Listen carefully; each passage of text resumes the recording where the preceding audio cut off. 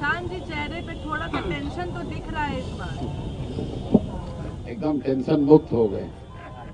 Tension 3 साल 3.5 साल जो विद्यार्थी पढ़ता है उसको ही परीक्षा से पहले टेंशन होता है। जो विद्यार्थी पढ़ता नहीं है उसको कोई टेंशन नहीं। उसको मालूम है कि पढ़े ना पढ़े हमको फेल ही होना है। जो पढ़ता है वो आदमी टेंशन में रहता है कि भैया हम पढ़े हैं और हमारा परीक्षा अच्छा हो। मेरी समझ से आज बिहार के लोगों के राजनीतिक बंधुआ मजदूरी के खत्म होने का ऐलान हुआ है कि चुनाव की तिथियों की घोषणा नहीं है। बिहार के बच्चों के भविष्य के सुधार की शुरुआत होने की तिथि की घोषणा है, क्योंकि इस बार बिहार जाति धर्म नाली गली मोदी नीतीश लालू प्रशांत किशोर के लिए नहीं, अपने अपने बच्चों के लिए वोट करेगा। अपने बच्चों के पढ़ाई और रोजगार के लिए वोट करेगा। बिहार में बदलाव के लिए वोट पड़ेगा और उस शुरुआत के लिए वोट पड़ेगा जिस सपने को लेकर हम लोग यहाँ आए हैं कि आने वाले 10 साल में इस देश के 10 अग्रणी राज्यों में बिहार को शामिल कराएं। एक ऐसा भी दिन आए जब यूपी पंजाब हरियाणा गुजरात महाराष्ट्र से लोग बिहार में नौकरी मजदूरी करने आए। वैसी व्यवस्था बनाने के लिए वोट पड़ेगा। कोई कितना भी प्रयास कर ले ये परिवर्तित होने वाला नहीं है। 2 चरणों में चुनाव की घोषणा है। बहुत बेहतर है।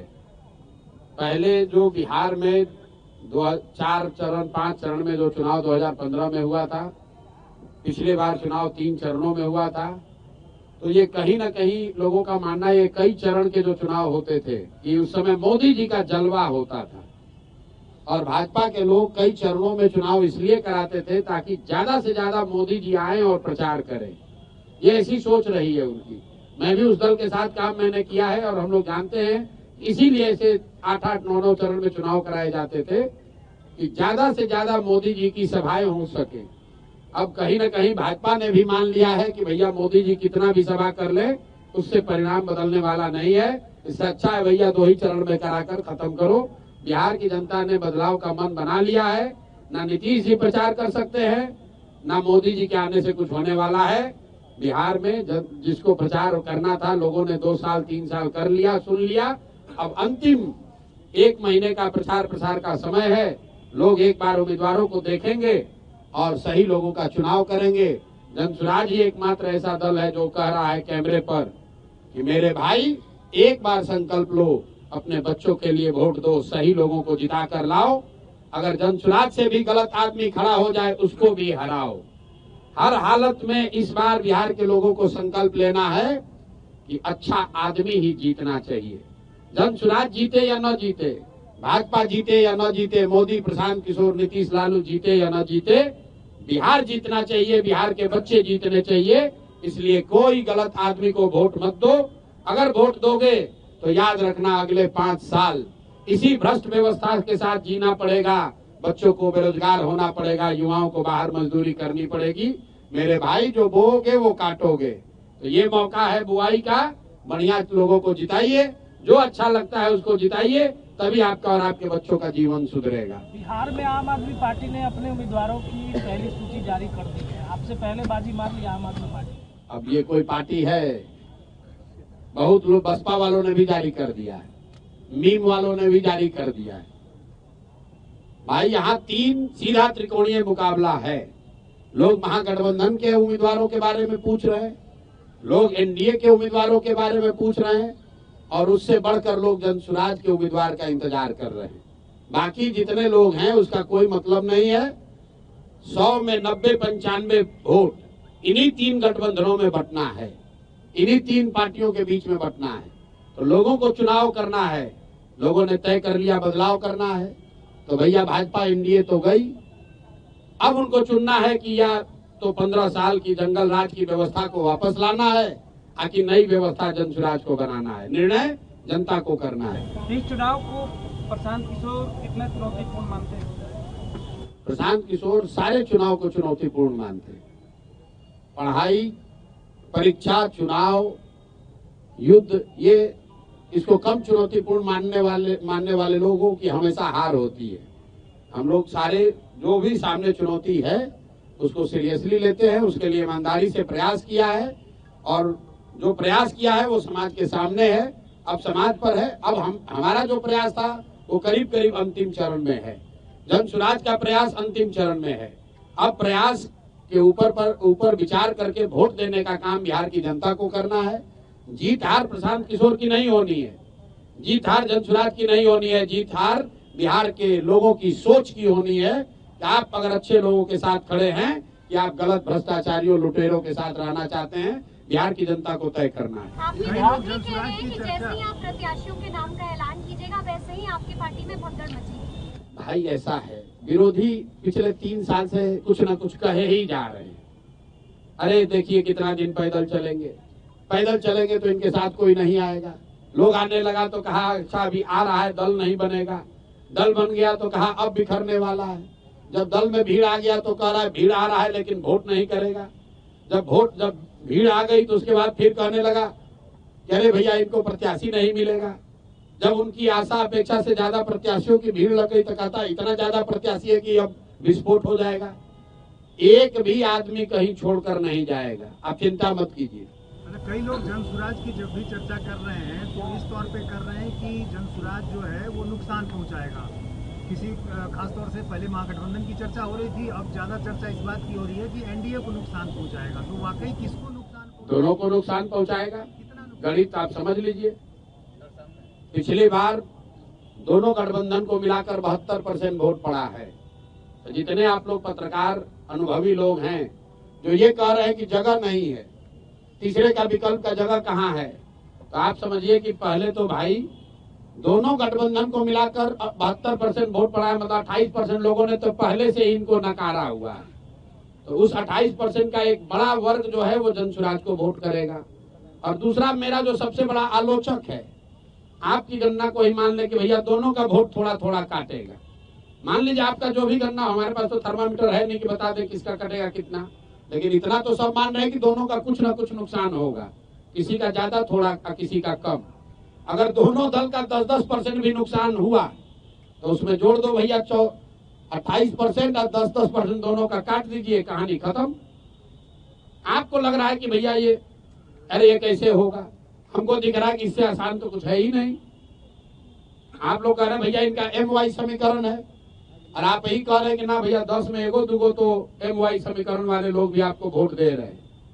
2-3 मुसलमान यादव भी तो जन सुराज को वोट दे रहा है। तो भैया अगर 2-3 मुसलमान और यादव वोट दे रहा है तो 10% वोट उनका गया। आप कह रहे हैं एनडीए का ज्यादा कट रहा है, तो 10% से ज्यादा उनका जोड़ दीजिए। 28% और 10% जो कटा महागठबंधन का और एनडीए का जितना कट रहा है वो जोड़ लीजिए, आपको पता चलेगा कि जन सुराज को कितना वोट आएगा। हमने आपको कहा कि हमको गाली देने के नजरिए से बहुत लोगों ने कहा कि वोट कटवा पार्टी है। हम कहते हैं ये हमारा मेडल है कि हम वोट कटवा पार्टी हैं, दोनों का इतना काटेंगे कि दोनों कट के साफ। प्रशांत जी, आप चिराग पासवान की तारीफ करते हैं, चिराग पासवान आपकी तारीफ करते हैं, तो क्या कहीं आने वाले दिनों में के बीच में खिचड़ी तो कोई नहीं पक रही है? भाई हम लोग, मैं चावल दाल खाने वाला व्यक्ति हूँ, खिचड़ी खाने वाले लोग नहीं है। न खिचड़ी खाते हैं न खिचड़ी बनाते हैं। चिराग पासवान की एक बात के लिए हमने तारीफ हर समय की है, आज भी करता हूँ, कि चिराग जी विशुद्ध तौर पर बिहार में जाति और धर्म की राजनीति नहीं करते। लेकिन इसके अलावा चिराग पासवान भाजपा के साथ लड़ रहे हैं। हमने कहा कि वो बिहार से राजनीति करते हैं, बिहार की राजनीति नहीं करते हैं। बिहार की बात करते हैं लेकिन बिहार की बात के लिए खड़े नहीं होते हैं। और अभी वो एनडीए में चुनाव लड़ेंगे तो हमारे आमने सामने चुनाव होगा। उनको 20 सीट मिलेगा कि 25 हम ये जानते नहीं है, लेकिन जितना भी मिलेगा उसमें तो सीधे उनसे और हम लोगों के प्रत्याशियों से मुकाबला होगा। तो समझौते की सवाल कहाँ है? इस बार मंत्रियों को चिट्ठा खोलने वाले हैं प्रशांत किशोर, लोग उम्मीद से देख रहे हैं। यार लोग चुनाव देख रहे हैं कि चिट्ठा खोलना देख रहे हैं? अब देखिए प्रशांत किशोर की जन सुराज की ताकत, चुनाव से ज्यादा इस बात की लोगों को चिंता है कि प्रशांत किशोर किसका चिट्ठा खोलने वाले हैं। जो सबसे बड़े चोर है उनका चिट्ठा फिर खोला जाएगा। आप लोग भी कुछ खबर है तो दे दीजिए, आपका भी शामिल कर लेंगे उसी में। माननीय सांसद पप्पू यादव बताए कि प्रशांत किशोर सबसे बड़े जातिवादी नेता हैं। सब व्यक्ति के जवाब देना जरूरी नहीं। प्रशांत जी, आप कई बार कह चुके हैं कि पहले लड़ाई एनडीए और जनसुराज के बीच में। अभी भी कह रहे हैं। अभी आपने कहा कि एनडीए चली गई, अभी भाजपा अरे भाई चली गई मतलब हारना निश्चित है, इसलिए कि उनका डिनोमिनेटर वोट का बड़ा है। महागठबंधन जो है उसका टोटल वोट का टारगेट ही 30-35% है। जिस MY समीकरण की आप बात करते हैं वो दोनों जोड़ दीजिएगा तो मैक्सिमम 35% वोट होता है। बाकी 65% मोर और लेस एनडीए के साथ पिछले 20 साल में रहा है, तो निश्चित तौर पर मुकाबला एनडीए से है। प्रधान जी, बिहार में जाति राजनीति होती है, स्वीकार कोई नहीं करता। अभी बार बार MY समीकरण का हवाला देकर हम बात बोल रहे हैं, तो क्या जनसुराज भी जातीय समीकरण का ख्याल रखेगी? जातीय समीकरण का ख्याल रखने का मतलब क्या है? हर पार्टी के पीछे कोई न कोई समीकरण रहता है, जैसे बार बार आरजेडी के हम लोगों ने समीकरण दिया है कि जो आधे हिंदू भाजपा के खिलाफ एनडीए के खिलाफ वोट कर रहे हैं, उन आधे हिंदुओं के साथ 20% जो मुसलमान हैं, उनका जो समीकरण है सामाजिक राजनीतिक गठजोड़ है, वही जनसुराज का आधार है। अशोक चौधरी का चैप्टर क्लोज हो गया या फिर और भी खुलासा करेंगे? थाना में सुने हैं पानी पिला पिला के मारना, सुने हैं? तो इनको पहले एक बार बोले तो ये एक 25 करोड़ में टिकट खरीदे हैं तो मानहानि का ही हमको नोटिस भेजे थे। फिर इन पर जब खुलासा हुआ ये फर्जी तरीके से प्रोफेसर बने हैं तो आप लोग के चैनल पर आकर बोले कि प्रशांत किशोर को सुप्रीम कोर्ट तक लड़ाएंगे। फिर इन पर जब 200 करोड़ के बेनामी संपत्ति का हुआ तो हमको 100 करोड़ का नोटिस भेजे हैं। तो फिर हम बोल रहे हैं कि अभी आगे और करेंगे, तो बेचारे अब डर के मारे लिख कर कह रहे हैं कि ना न्यायालय में नहीं लड़ेंगे, अब जनता के अदालत में लड़ेंगे। तो पानी इनको पिला दिया। जो सुप्रीम कोर्ट में लड़ने का दावा कर रहा था वो डर के मारे कह रहा न्यायालय में नहीं, जनता के अदालत में लड़ेंगे। और जनता के अदालत में कहाँ कहीं चुनाव लड़ेंगे? तो पहले आप लोग अब पूछ लीजिए कि अगर अशोक चौधरी कहीं से चुनाव लड़ रहे हैं तो वो बता दीजिए, और नहीं लड़ेंगे तो सरेंडर कर दिए। आपका तय हो गया कहाँ से लड़ेंगे? हाँ बिल्कुल, अभी घोषित कर देंगे। अभी जब 9 तारीख को 9 तारीख तो हमारा अलग से नहीं ना घोषित होगा। 9 तारीख को लिस्ट जारी होगी तो उसमें आप देखिएगा कि कौन कहाँ से लड़ रहा है। तो आपके हिसाब से ऐसा माना जाए कि आज प्रशांत किशोर का भी नाम हो सकता है, बिल्कुल हो सकता है। मुख्यमंत्री ने आज पटना मेट्रो का उद्घाटन किया, आज उनका ये लास्ट उद्घाटन होगा? लास्ट उद्घाटन है नवंबर में 9 दिसंबर तक। अगला हमने बहुत दिन पहले बोला है, इस बार जब मकर संक्रांति के दिन बोला था कि ये लास्ट दही चूड़ा आप खा रहे हैं, एक अन्य मार्ग पर आगे खाने को नहीं मिलेगा। मेट्रो स्टेशन अच्छी तरीके से लिख लीजिए इस बात को, अगला दही चूड़ा नीतीश कुमार एक अन्य मार्ग पर नहीं खाएंगे। अगर खाएंगे तो आप आकर हमसे पूछ लीजिएगा। एक जमाने में जब लालू यादव बोलते थे तो पूरा देश सुनता, आज प्रशांत किशोर बोलते हैं तो पूरा देश सुनता नहीं, तो वोट भी मिलता था उनको। आपको भी पूरा देश सुन रहा है, आपको भी उसी हिसाब से वोट मिलेगा। देखिए लालू जी क्या बोलते थे, क्या सुनता था, कौन सुनता था, ये मैं नहीं जानता हूँ। मैं ये जान रहा हूँ कि जो जनसुराज कह रहा है, जो प्रशांत किशोर कह रहे हैं, वो लोग इसलिए सुन रहे हैं कि लोगों की जिंदगी से जुड़ी हुई बात हम लोग कह रहे हैं। हम लोग जाति धर्म की बात नहीं कर रहे हैं। आप लोग यहाँ पत्रकार हैं, आपने कोई बिहार का चुनाव देखा जहाँ पर इतनी सरकारी घोषणा हुई हो? चुनाव के पहले सरकार ने तिजोरी खोल दिया, हर आदमी को एक तरह से सरकारी तरीके से घूस देने का कोशिश किया है। प्रशांत किशोर 1 साल से कह रहे हैं भैया चुनाव आएगा, नेता और सरकार पैसा देगी, 500, 1000, 2000, 5000 रुपया जो पैसा दे पैसा ले लो, लेकिन इससे संतुष्ट नहीं होना। अपने बच्चों के लिए रोजगार पढ़ाई मिले उसका जुगाड़ कर लेना मेरे भाई। 10,000 रुपया दिया है, 1 महीना में खत्म हो जाएगा, लेकिन बच्चे को रोजगार मिलेगा, जीवन सुधर जाएगा। तो नीतीश कुमार की जो सरकार है ये जनता से 5 बरस लूटा है और उसी लूट के पैसे से 2000, 4000 रुपया दे के फिर वोट खरीदने की कोशिश कर रहे हैं। कहीं कोई माहौल नहीं है। लाखों करोड़ रुपया सरकार ने बांट दिया, फिर इतना होने के बाद तो हर जगह नीतीश होना चाहिए था। कोई कहीं चर्चा नहीं है, सिर्फ और सिर्फ एक ही बात अभी लेकर बैठे हुए हैं कि जातीय समीकरण है, लालू जी के डर से हमको वोट पड़ जाएगा। इसके अलावा कहने के लिए कुछ नहीं है उनके पास। प्रचार भी नहीं करने को तैयार है। 2 चरण में चुनाव हो रहा है। यही भाजपा वाले 2015 में 5 चरण का चुनाव कराए थे, 1.5 महीना चुनाव चला था। अब इतना भी विश्वास नहीं है कि मोदी जी के आने से वोट बदलेगा, तो कहता है चलो भाई जल्दी करा के निपटाओ। प्रशांत जी, हमारा 2026 में प्रशांत किशोर एक अन्य मार्ग पर दही चूड़ा खाएंगे, उसका आयोजन करेंगे। प्रशांत किशोर खाएं या ना खाएं, नया मुख्यमंत्री दही चूड़ा खाएंगे। बिहार में जनसुराज का मुख्यमंत्री एक अन्य मार्ग पर बैठ के दही चूड़ा खाएगा, और आपको भी निमंत्रित किया जाएगा, क्योंकि वो नीतीश कुमार का काल नहीं होगा कि मुख्यमंत्री आवास जो है वो सिर्फ उनके और उनके भूंजा पार्टी के लिए नहीं है, वो जनता के लिए है। सब आपको भी आमंत्रित करेंगे, आप भी आके खाइएगा। अब ये किसने बताया?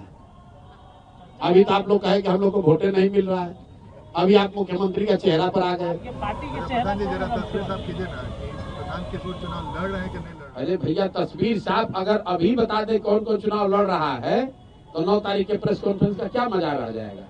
और 9 तारीख को देखिएगा कि कौन कौन लोग लड़ रहे हैं। प्रशांत किशोर के अलावा कई ऐसे लोग लड़ेंगे जो आप देख के सुन के कहिएगा अरे ये भी लड़ रहे हैं। 9 तारीख को आप आइए। बहुत बहुत धन्यवाद।